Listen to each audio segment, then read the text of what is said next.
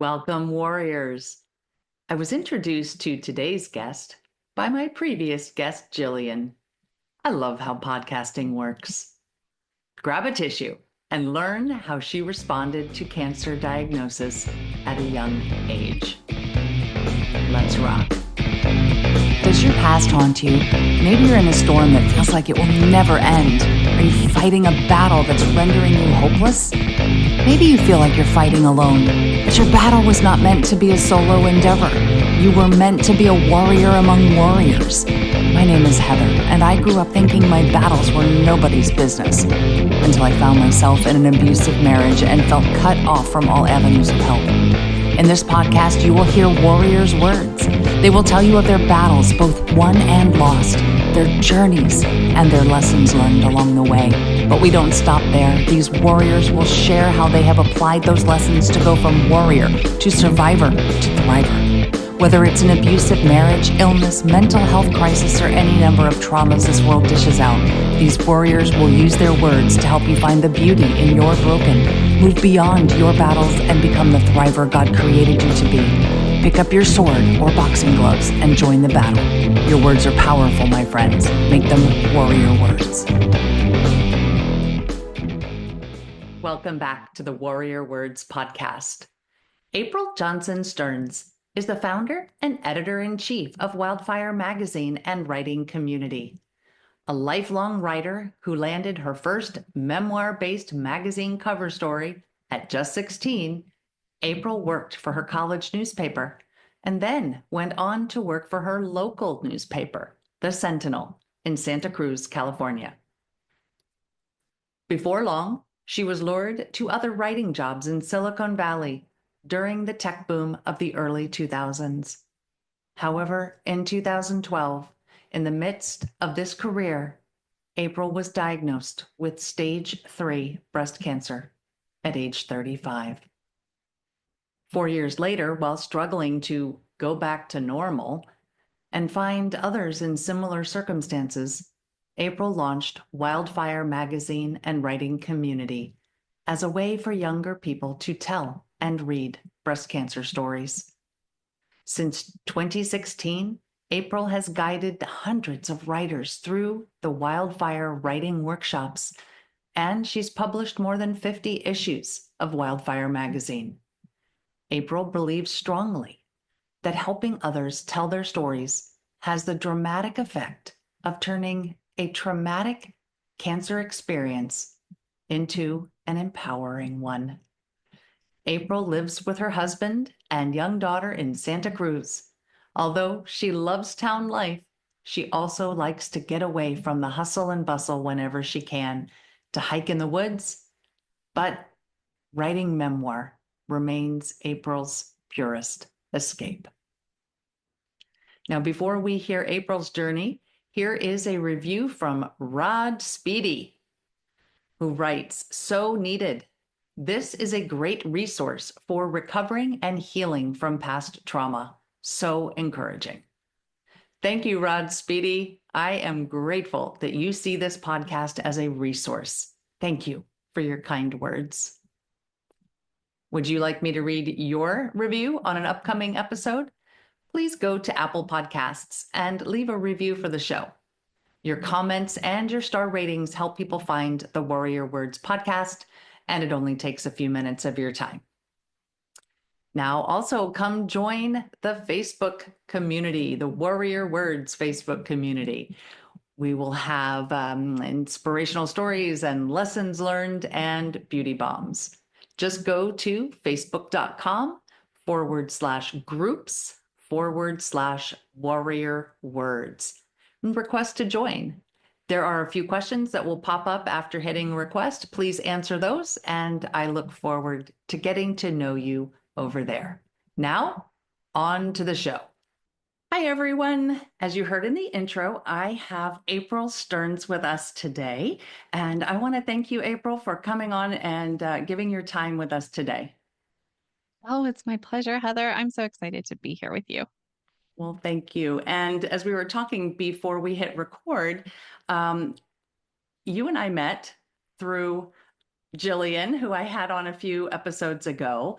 And it was just so, it's just so interesting how, and I think you used the phrase how the dots connect and how, how one interaction can lead to another and another. And I think like a ripple, like when you throw a stone in the river or the pond. Um, so the reason that you and Jillian and I all know of each other is that we were all diagnosed with breast cancer. That's And right. yeah, and that's, while it's not anything anybody wishes and a club that nobody wants to join, um, I think it's definitely brought us together, and it brings so many people together. But I think there's still a lot that people don't understand. So if we could start with you sharing your story and how you were diagnosed, because you have a little bit of a different story than I do. Absolutely. Well, and isn't it interesting how varied our stories are in that context of something so familiar to each of us? And I just think it's so interesting to learn each person's diagnosis story because it really can be very varied. Yes. So my story started in 2012. I almost stumbled there because it's been so long at this point. Um, but 12 years ago now for me, I was diagnosed after finding my lump while breastfeeding one night. I was 35 years old, just barely. Actually, I found my lump while 34. I ended up getting diagnosed about a week after my birthday. And fortunately for me, it was a fairly swift experience from finding that lump one night to getting diagnosed.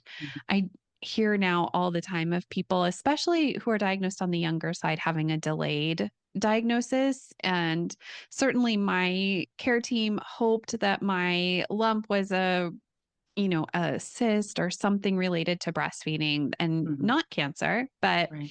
they also fortunately got me on that conveyor belt and through that process of getting the diagnosis.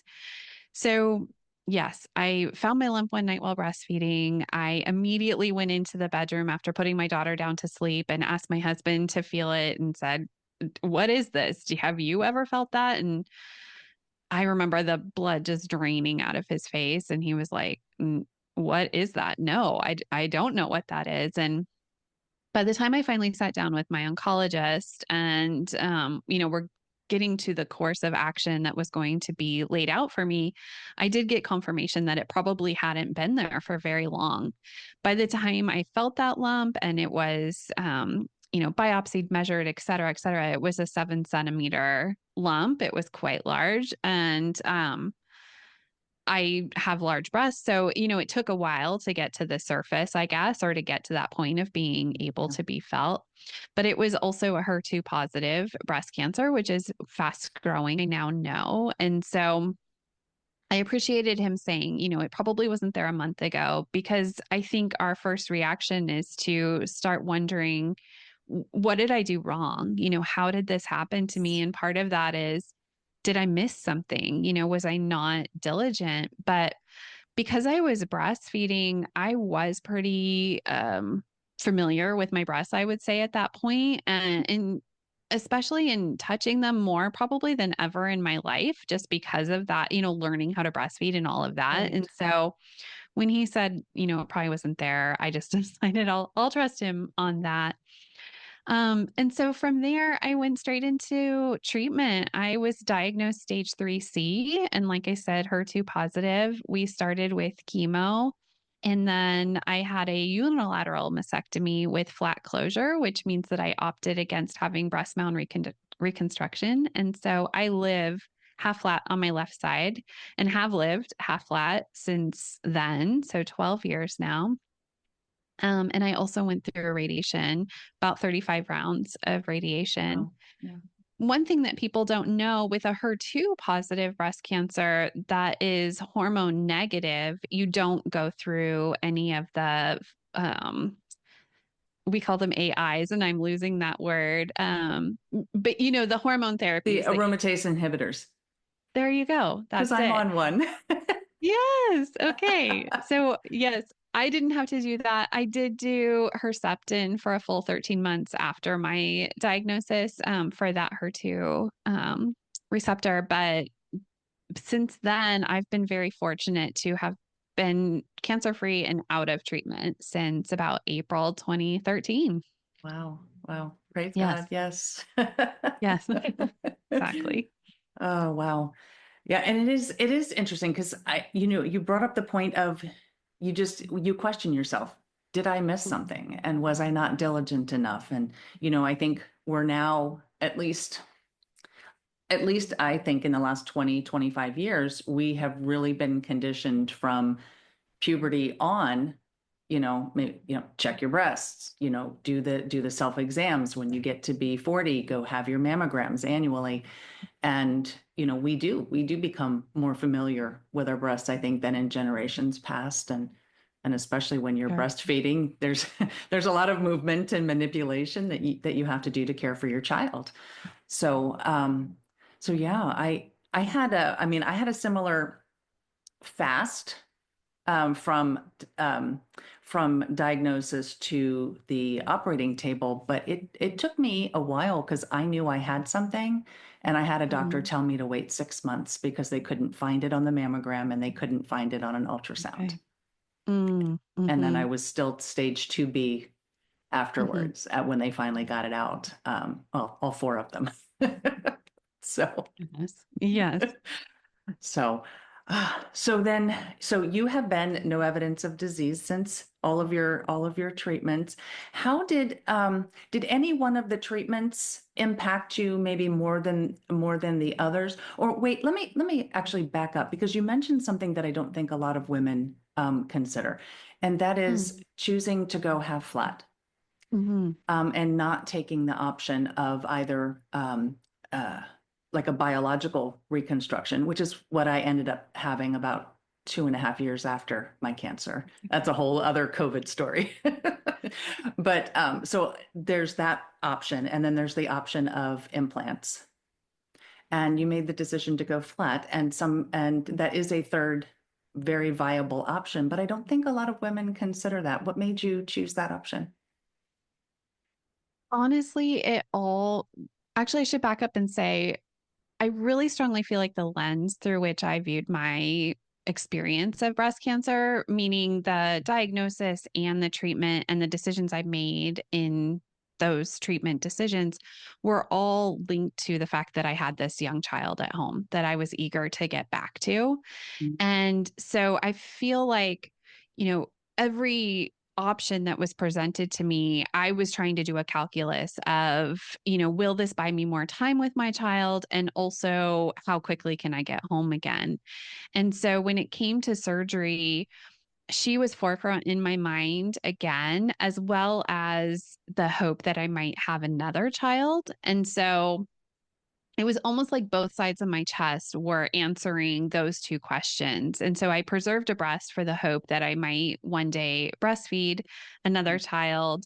And I understood at that point that my risk of having another breast cancer develop in my other breast was not necessarily any greater than someone else, developing a breast cancer. I didn't have any genetic um, mutation that was discovered during this process. And so I decided it was safe for me to keep that other breast. And then for the breast that I was going to remove, I was starting to hear stories from people having to do revision surgeries and different things associated with implants. I didn't know about deep flap or any of those kinds of surgeries at that time. And so for me, it was weighing extra potential surgeries with implants versus one and done. And I went with one and done. And I didn't know anyone else at that time who was choosing aesthetic flat closure. I actually didn't know anyone else who even had breast cancer. My Yeah. grandmother did, but in my circle of friends, colleagues, immediate family, no one else had breast cancer.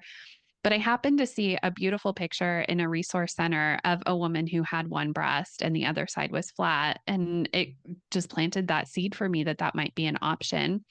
So I met with the surgeon and I said, I think I just want that, whatever that is. I think that's what I want. I want to just get home as fast as possible. And fortunately for me, he said, yeah, I can do that. No problem. And he gave me the flat result that I wanted. I've now heard stories of people who are flat denied, they get talked out of it or referred to psychiatric Oh, wow. evaluation. Their husbands get asked. They sometimes have skin sparing surgery they didn't ask for because the surgery.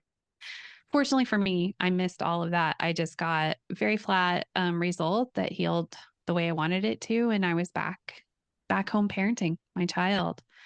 I should say I was thrown straight into menopause with chemo, so I never did end up having fertility resume for me, and ultimately ended up opting not to have another child. But I don't Mhm. regret preserving that breast. There have been other benefits that I didn't see when I was going through treatment, such as sensation. And so, yeah. But to your point that not a lot of women, maybe know that option exists or choose to be unilaterally flat, I get, or you know what I mean. Mhm. But Yeah.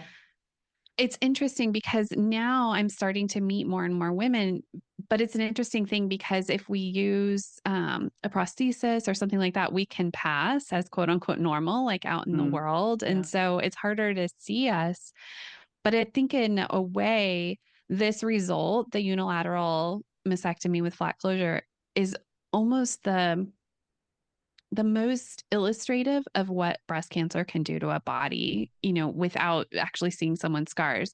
I Mm. choose to go around without a prosthetic. And so if you look at my chest and I have a double D on one side and flat on the other side, if you look at me, you will see what a breast cancer diagnosis can actually mean for life going forward. That's an amazing perspective, and I love that your thought process included your daughter, um, because Every step of the way. yeah, and I think that is it's selfless. Mm.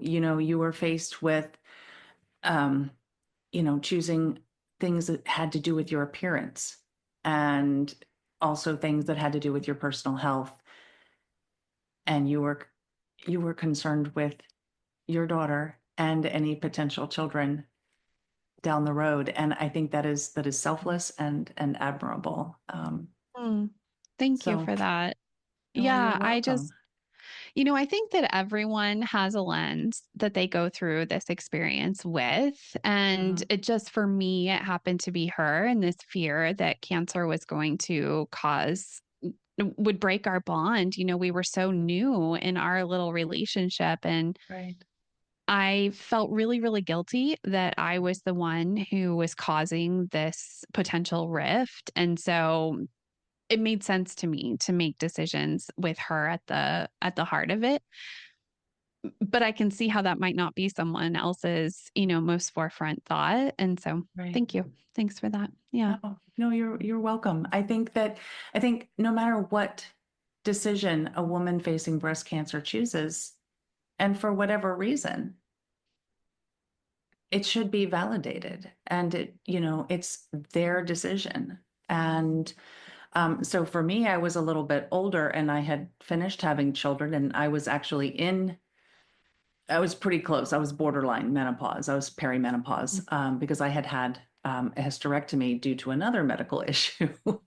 um, Yeah. and so for me, while my children were important and important in my decisions, um, it was a different, I guess maybe it was a different kind of lens, than the one that you had.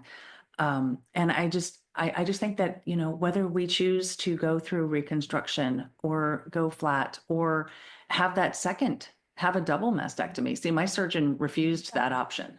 She said no. She said there was no reason to do it. And I trusted her on that. And so far, so good.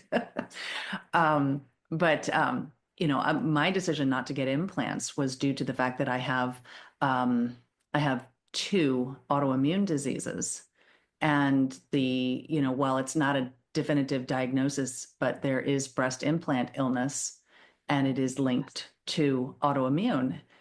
And like you mentioned, multiple surgeries, you have to have them redone because I think it's 10 years. Hmm. They're only good for about 10 years. And, I've already been through enough surgeries. I don't need any more. Of Um, course. And it should be your choice, right? right, Like, right. yeah, I think it's so. Are you familiar with Dr. Rita Sharon? She is at Columbia University and talks a lot about narrative medicine. Hmm. If you're okay with it, I'd love to just share it with you, Oh, this sure, idea.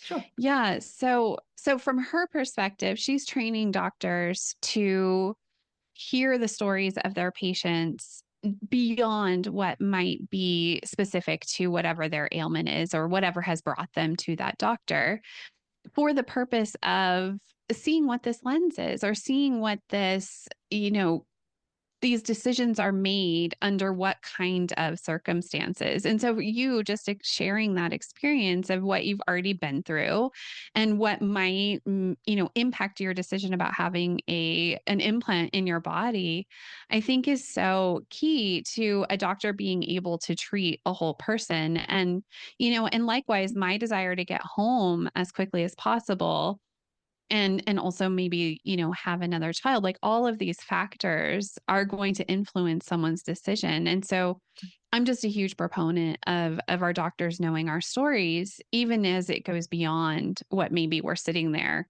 discussing with them. What is your life like? What is the quality of life that you're hoping to either get back to or continue to have, um Yeah. beyond what maybe seems like it would be relevant to breast cancer. Right. No, I agree with that 100%. You reminded me of my plastic surgeon who did my deep flap. She gave me all of my options. She gave me the implant options, and she gave me the deep flap coming from my abdominal, or the other one. I don't know what it's called, but coming from my back. And Mhm. we went through each scenario, what would be the long-term impact, and what would be, what I would be facing as recovery. And she said, okay, these are the options, and these are the facts. And now you make your decision. And I came back and I Yes. made my decision with the deep flap. And she said, if I was going to tell you what decision to make, that's what I would have chosen for you.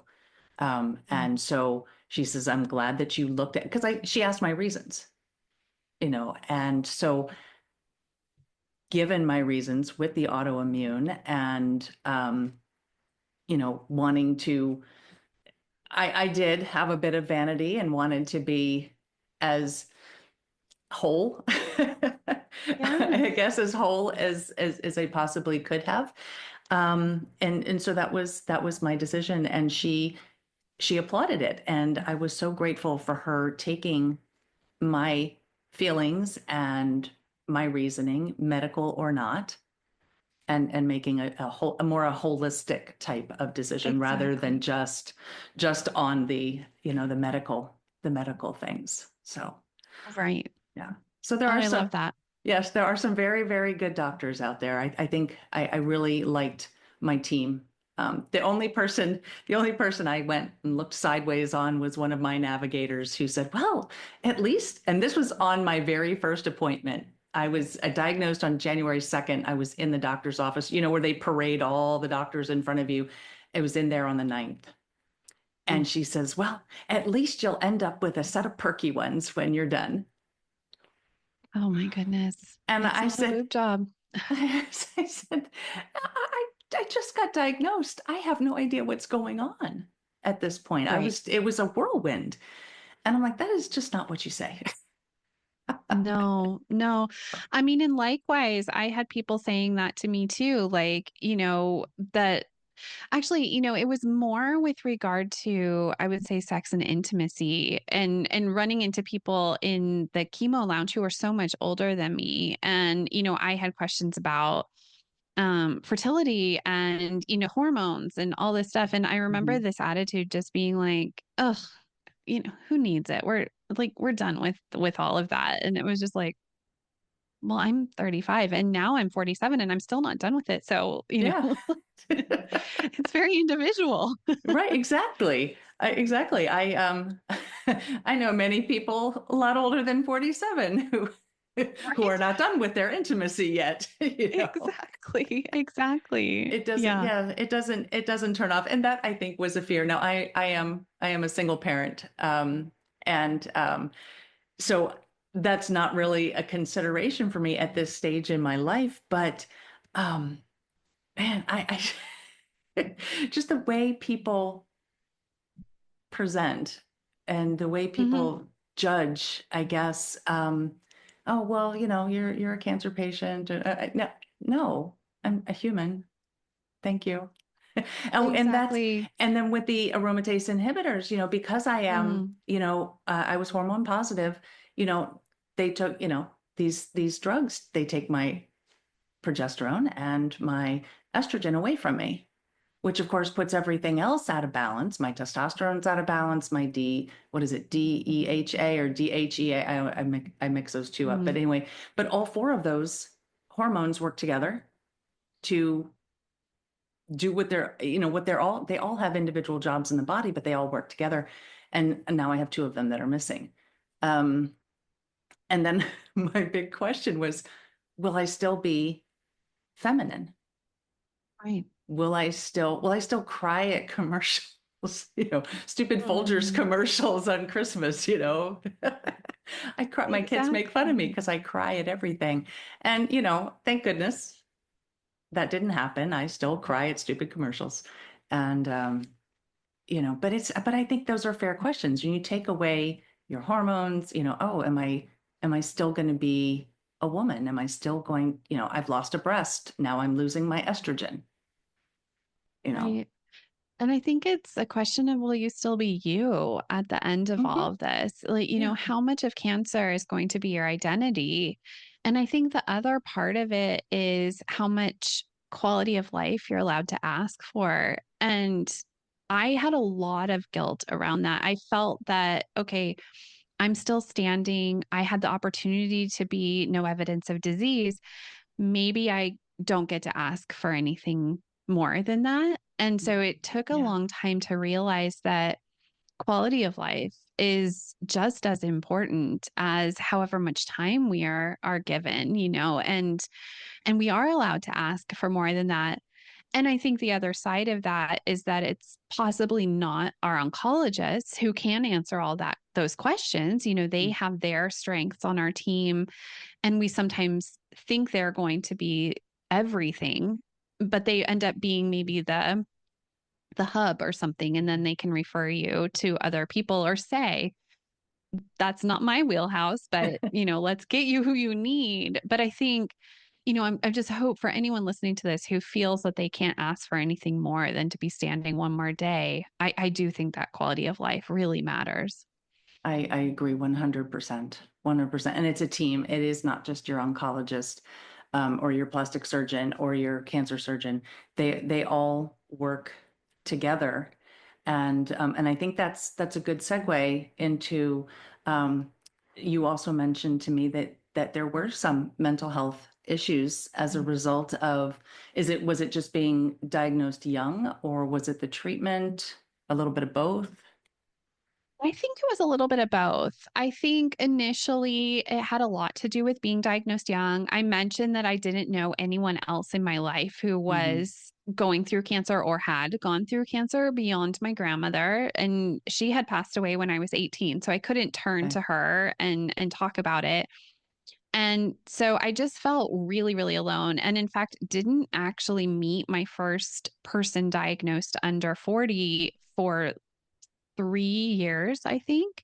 And I didn't realize how desperate I was for that connection. Someone else who knew what it was like to have the sex and intimacy issues we talked about, have career issues, money issues, all the things that were kind of now coming up for me in my survivorship. I didn't realize how much I needed to be able to talk to someone else. And people listening to this now in 2024, that might sound surprising because now we have become so adept at finding each other on social media. We are aware of groups and different things. But in 2012, if those kinds of groups existed, I wasn't clued into to searching for something based on an illness. I didn't Hmm. know that cancer would become a group that I wanted to identify with, that I Right. wanted to find others in it. And so I became really lonely in that aspect of just needing someone else. Everyone around me what had young children like my daughter, but they weren't doing it with cancer. And that seemed very different. Yes. And then the other part of that coin, the mental health side, was the aftermath of, treatment had ended, and I found myself kind of dealing with all of the PTSD that we now know exists following a cancer diagnosis and treatment.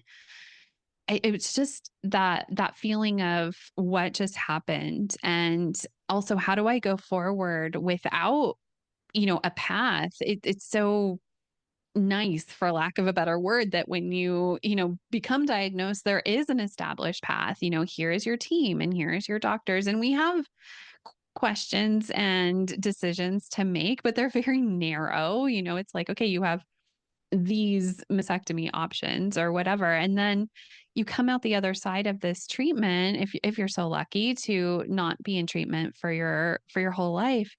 You come out the other side and it feels like jumping out of an airplane without a parachute. I just felt utterly lost and scared, and I felt like I was handed back my body and told to go live in it, and I didn't think I could trust it. It had caused this cancer to grow in the first place. I didn't know how to live in it again, and in a way, I felt that my body had been the problem the whole time. And so then it took many years to learn, no, my body and I are on the same side. My body is always striving to heal and to be in concert with me. And it took, another lens. I had to look at it through that way and see all the ways that it had been healing and working for me all along, and learn to trust myself again.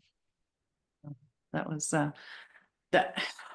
I like how you said that, you didn't necessarily trust your body because you thought your body had caused this cancer to grow. And yeah, I think so often we look at, well, why did this happen? What did I do? Just going back to what you said earlier, what didn't I do, or what didn't I do enough? Um, and sometimes those questions don't have good answers, and sometimes they don't have any answers. I think Right. there are some things like, okay, yes, we know we got the flu because we hung out with Uncle Joe, or who had the flu Sure. and shook his hand. Okay, that's an obvious one. Cancer is just not as obvious. And at the beginning of Oh, October, I did an episode on not the causes, but things that contribute to, mm, that could be potential causes, because there is no distinct cause of cancer, breast right. cancer. There's no distinct cause or distinct cure. And so, we have to be, mindful of what we do. And there are things we can do to help prevent, but we can't absolutely prevent, because there are so many things that are not in our control. And we just can't get the answer to that question, at least not right now, not with the medicine that we are currently aware of. Um, Exactly. And I think the same is true for people who develop metastatic cancer, following an early stage. There's so there's so much desire by the general public to want to know, how did this happen? What can I avoid? Especially when it comes to metastatic cancer. And now I can say, being here for 12 years and having many, many, many friends who have either had a metastatic recurrence or were diagnosed metastatic right off the bat. From here, it looks like just bad luck. It's just those are the cards that got dealt. It's not because someone did something. It's not because they didn't get diagnosed in time. Like, it's just bad luck. But the good thing is it doesn't mean the end of life. There's so much happening in science and so much happening to gain time, and people are living longer. And so I don't say any of that to be a bummer. If anyone's listening who's beating themselves up because they think they did something wrong, there aren't any clear reasons why cancer happens or doesn't happen. right. Absolutely. Um, yeah. So yes, nobody should be beating themselves up. And Oh, and now I hate that word should. I don't like to should on people. True, But we true. I don't mean, it's want, yeah, we don't want hard. Yeah. anybody beating themselves up because this is not something you did or can control. And so, yes, so please. A friend of mine closes her podcast with "Be gentle with yourself." So Mm, please be gentle. But I wanted to address something else that you said about, when you were diagnosed. First of all, it was 12 years ago, and second of all, you were young. mhm. And social media just wasn't what it was. I mean, what it is. 12 years ago, it wasn't. It was just in its infancy stage itself. And so it is hard to go out there and find that community, a Yes. community of people who can be your support and be your friend, give you a hand, give you an ear. Um, and I think, and it's so funny because that's come up a couple of times on this podcast in several different episodes about different things. And I think the bottom line is it just boils down to, as human beings, we need human beings. Mhm. And we need to Mhm. find people who have shared experiences, um, shared walks that we can partner with, that we can walk alongside, or even, you know, somebody who may have stumbled or whatever, you reach your hand down and you pick them up and you help them to continue to Yeah. walk. And it is so important. So I would encourage people who are listening, whether you have breast cancer, whether you have cancer, anything, to whatever storm you're walking through, to find some kind of community, in person, online, some kind of community with people who are doing what you're doing. So, 100%.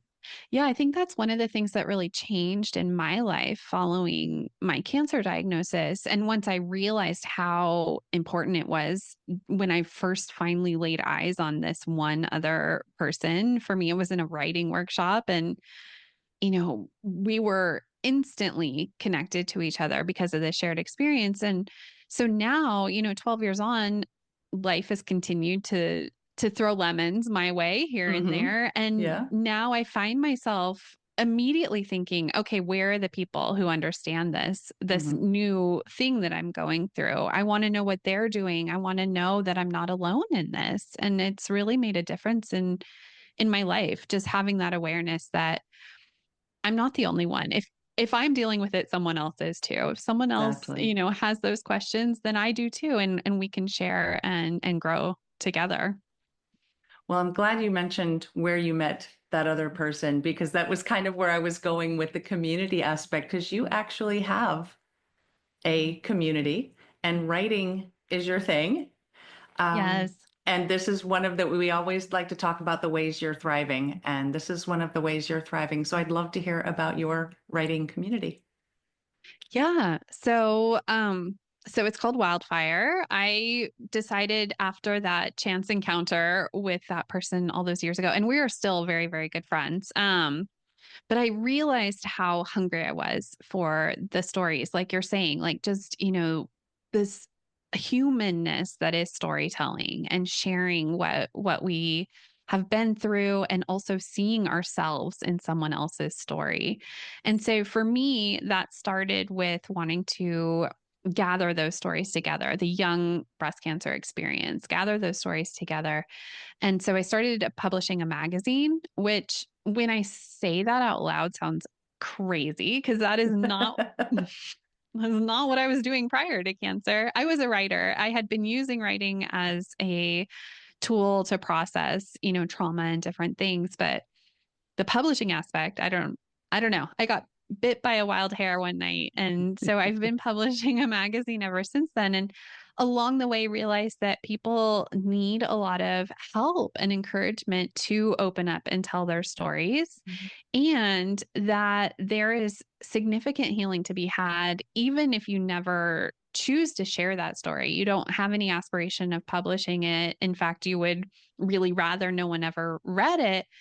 There's so much healing to be had just from the writing of it. And so I started uh, a community of people who want to write their stories, who want to know how to write their stories. And so I do a lot of writing workshops online now, and it really grew up out of the pandemic, because I was doing it a little bit before that, maybe going to conferences here and there and kind of helping people in person to do writing workshops. But once the pandemic happened and we all realized we have webcams and we have this ability to connect, over distances and wherever we are, it was really a very natural thing in my community because we are so spread out, and that's part of the problem is that we aren't concentrated. It's hard to find each other and in our communities. But with the ability of the internet and social media, we can find each other and then we can put together, young breast cancer writing groups across the world. And so that's what I've been doing these last several years is just meeting people on Zoom and helping them to use the tools of expressive writing, which if for anyone who's not familiar with expressive writing, it's just writing that is much more concerned with how you feel about a thing than it is really like the craft of writing or the reporting of the incident. Mhm. It's much more about, what did it look like and how did it feel? And so just helping people get in touch with that, helping them quiet that whatever third grade teacher in the back of their head who's saying, "You're not a writer, like, you don't know how to write," and just say, Mhm. like, "This is my experience and this is what happened." And in every single one of my workshops, we give the opportunity for people to share if they want to. And I find that equally healing for the reader as well as the people listening to hear someone else's experience and know again that they're not alone in it. Oh, that is wonderful. And I love how you, while you encourage sharing with others, it's not a requirement. And so anybody Not at listening all. who is interested in, if you are a young, if you were diagnosed young, and young is defined as, how do you define diagnosed Yeah, young? I'm glad you asked because I mean, in a lot of ways, it's more of just, where you're kind of at in terms of the stage of life you're in. So, but in wildfire, we define it as you were diagnosed under 50-ish. You could be any age now, but you have that experience of being diagnosed below the median age. A lot of the people in the community can relate to having young children or maybe wanting to have children and are now dealing with infertility. You're not in retirement yet. You weren't in menopause yet. Like there's just a slightly different experience when you're diagnosed, 50-ish and below. Well, thank you for clearing that because I was going to tell people, and then I thought, wait, maybe we need to define this first. Well, it's So, interesting too because now there are other, groups that exist that didn't exist back then. AYA cancer is defined as under 35, or 15 to 35. mhm. So I was really surprised to learn that I counted as a young adult, adolescent cancer survivor. There's groups like the Young Survival Coalition for Breast Cancer, and they define it as under 42. So it's a little bit of a moving target, what young is, but we're in the under 50-ish. Okay. Well, then I will continue. What I was going to say is that if anybody is young and was young when they were diagnosed and wants to, um, meet April and, you know, learn more about the wildfire community, then I'm going to make sure we get your website in the show notes. Um, and then before we wrap up, I have two questions that I like to ask people. And one is, do you have any warrior words for people who are listening? Any specific advice that, whether it has to do with breast cancer, cancer in general, the mental health aspect of it, any warrior words you would offer to our listeners? Well, it's going to come as no surprise to you, but I really truly think that telling your story can be the difference between a cancer experience being traumatic and a cancer experience being empowering. So I really truly believe that. Okay, very good. Yes. We're big on words here on the Warrior Words Yes. podcast. And I like to write as well, so I can second the notion that writing is very healing, whether you share it with people or not. Um, and then the last thing that I like to ask people is beauty in the broken. I believe Mhm. that no matter what our circumstances are, that there's some beauty that you can either see while you're in it or looking back, you can see some beauty that has come from it. So, wildfire, I think, is definitely in that category. But is there anything else that you can think of from your own personal experience that would classify as beauty in your broken situation? Yeah. Well, it's interesting. We talked about my decision to have a unilateral mastectomy with aesthetic flat closure.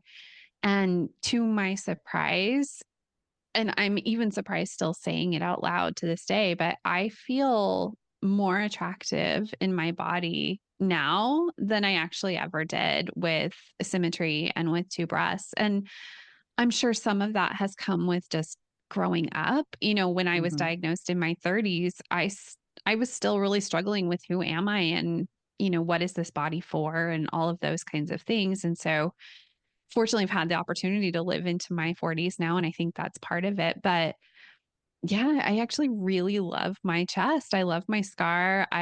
Really love having something a little bit different than everyone else. And yeah, I feel sexier with one breast than I ever did with two. And that is beautiful. Thank you. That is definitely beautiful. Okay, well, as like I said, as we're wrapping up, let everybody know where they can come find you and Wildfire, and we'll make sure to get the links in the description. Yeah, absolutely. I would love to have people come over. I offer a free monthly workshop that we were talking about. So I have a freebie that goes out. So you can find that at wildfirecommunity.org. And you can find the magazine there, as well as all my other writing workshops. I have a podcast and we do live events where people read their stories as well. So all of that's at wildfirecommunity.org. And then on Instagram, I'm wildfire_BC_magazine. Okay, we'll make sure to get those in for everybody. So thank you, April. I appreciate your time, your wisdom, your bravery, and your beauty. Thank you for coming on to the Warrior Words podcast with us today. Thank you, Heather. In episode 44 with Carrie Bishop, I brought up the idea of lenses and how we choose to look at things. Today, April also brought up lenses, those that help us make decisions. And I don't think they're very different. We use these lenses to view situations and then make our decisions based on what the lenses tell us. For April, she used her lens of motherhood to view her cancer and to make the best decisions for her health and that of her family, especially her new daughter. And she brought up an important point. Just because medicine has preset solutions for all the various diagnoses, that doesn't mean that they're always right for our specific situation. For example, in April's situation, she had the option of a double mastectomy, but chose not to take it so that she might be able to breastfeed any future children. On the other hand, I asked about the option of a double mastectomy and was told no. She even brought up the fact that at the time she was diagnosed, and even earlier, maybe more so earlier, women were questioned and referred to psychiatry even if they considered going flat. I don't understand that, but it's one of their preset solutions. So I am grateful that this is not the case today. But that doesn't mean medicine's solutions work for every human being who walks into a doctor's office. Now, I think the lesson here, though, is to listen to what the doctors advise and then evaluate it based on the lens that is your specific life, because everyone's life situations are different. Medicine can't possibly consider every single option. Now, caveat here, I am not saying that there's anything wrong with medicine. You still need to go see your doctors and listen to their advice. Now, what I am saying is that to evaluate their educated advice through the lens that is your specific life, which brings me to something else April said in two different ways. She said it two times, but through my lens, they are very similar things, and maybe yours too. The first was when she mentioned Dr. Sharon, I believe is how she pronounces her name, and her concept of narrative medicine. This kind of piggybacks on what I was just saying. The second time was when she was discussing her wildfire community and her workshops. She mentioned expressive writing.